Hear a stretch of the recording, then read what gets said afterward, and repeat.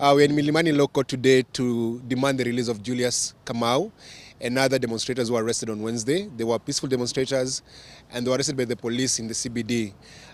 Julius Kamau in particular was assaulted and tortured in the prisons, in the police cells. I saw him today and he has like wounds in his eyes and he claims that the police screwed a screwdriver in his ear. And so we're demanding for his unconditional release. He's a peaceful man. He's a courageous activist who is fighting for everyone in this country. Okay, Boniface, we've seen you've been here since 9 a.m. Yes. Now it's actually 12. It's 1 a.m. It's 1 p.m. Yeah. 1 p.m. Yeah, we've been here for about almost 5 hours. There's no magistrate in court. There's no prosecutor, and Julius is still in the cells. You've said that the police drilled a screwdriver in his ear. Yeah. How true is that information?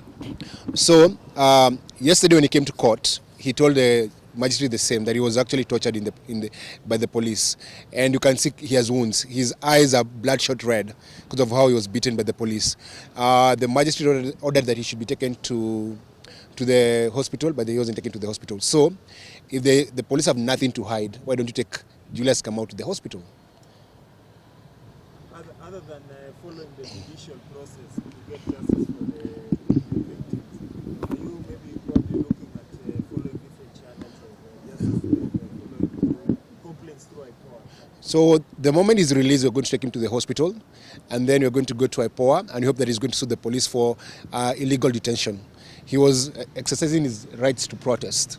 He did not commit any crime. If you look at the videos of him being arrested, he was the most peaceful protester we had on Wednesday. He was carrying a placard, and the police even vandalized his chain. They took his personal property and destroyed it. He had chained himself with his own chain. What that means, when the police took the chain, they stole it from him. Also, they took his phone. He doesn't have his phone.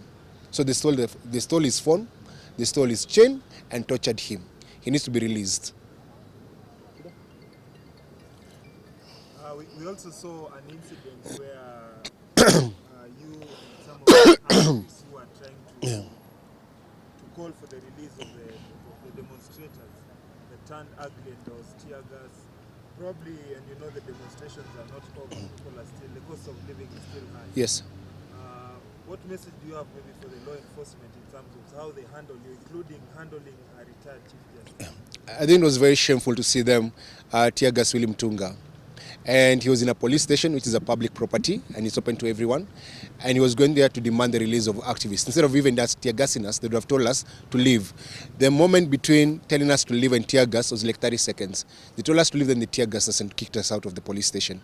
We are hoping that as the protests continue, the police are going to uphold the law. And I asked the IG to stop sending police to protest with live bullets. You have rubber bullets, you have tear gas, you have water cannons. There's other ways of calling a protest without killing people. There have been protests in France, no one has been killed. Doesn't matter what people are carrying, you don't have to kill anyone. There's other means of disrupting a protest without killing people. Okay, Bonnie, Kwanza, earlier today you tweeted and say the judiciary system is slow, squeeze him, wanapiga trip sana, umekuwa lazy. I don't know what you have to say about that. No, the judiciary is very lazy. If you go to Mother Kome's page, go to her Twitter page, you can't even comment on her page. Every time you go there, she's traveling, she's in a workshop, she's in a seminar, she's on a road trip, she's abroad. She never does any work. And so as the head of the judiciary, people who work under her reflect in her character and her behavior. Because if you go to court, you've been in court for 5 hours, there's no one in that court. Because the judges are either drinking tea or wanatanga-tanga. If they don't think they can do the job, they should just resign. If Mother Kome thinks she's not able to do her work, she just resign, because you can't come here seeking for justice and wait for many hours and there's no justice. It's actually shameful that a matter that is very simple, like now his arrest, he has been in the cells for 5 hours. There's no sign of anyone to actually process or even listen to the case. There's nobody. So what is wrong with the judiciary? It's Kome, because Kome is the one who is the head of the judiciary. You know, fish rots from the head. So if the judiciary is rotten, Kome is rotten. Julius is here on a bailable offense. Yeah. Do you know maybe the terms of his detention right now? The magistrate who was in court yesterday denied him bail.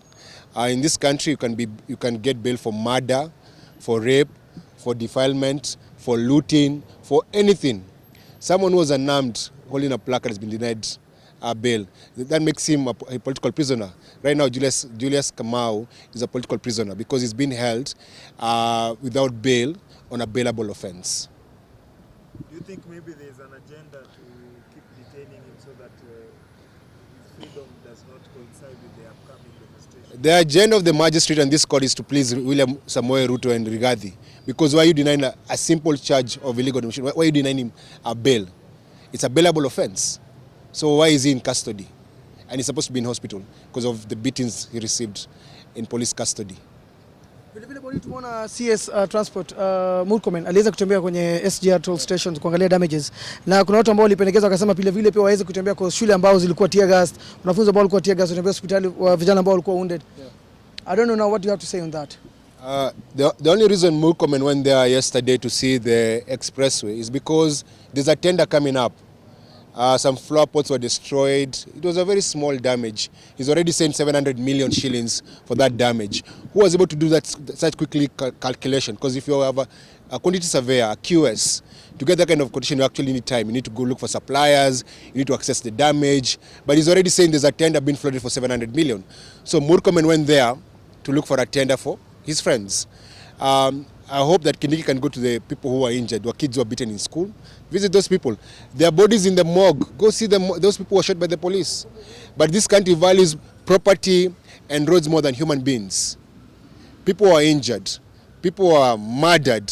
But no one is talking about the killed, the injured. They're talking about, oh, there's money for, now we must spend 700 million to repair expressway. Let me tell you, that road actually serves the rich and the upper middle class. That's why they're destroying it. They did not destroy the other buildings around there. They're destroying things that they don't use.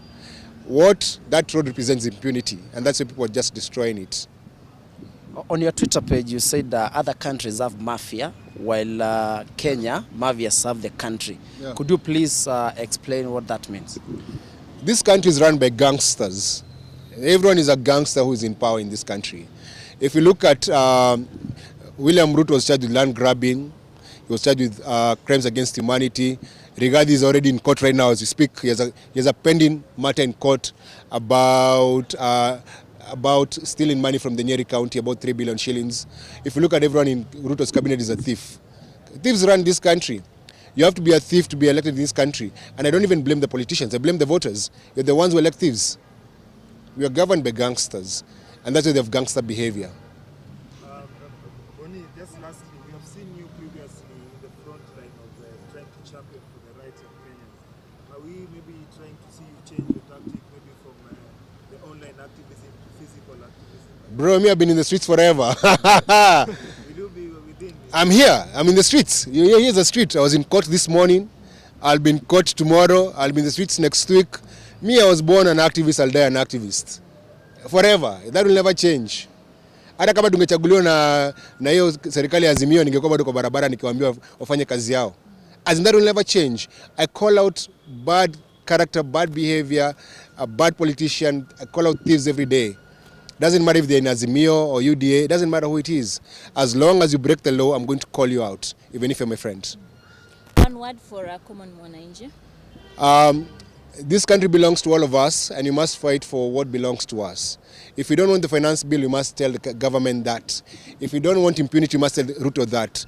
The moment Ruto was elected, we should all have joined the opposition, because the moment a president is elected, it doesn't matter if you voted for him or not. He's the symbol of unity. He's the president of the Republic of Kenya. He's supposed to serve everyone. This talk of Rigathi saying you must be a shareholder, you don't have to be a shareholder, because all taxpayers are supposed to be served by the President of the Republic of Kenya. And all the citizens are supposed to hold the President accountable to his promises. So wacha kusema wewe ni UDA ama Azimio. Hakuna kitu kama hiyo. Pigania maisha yako, pigania tumbo yako, pigania kazi yako. Fight for yourself. This is who's going to fight for you. All right. Thank you so much, Bonnie. Nashukuru, asante sana. Asante.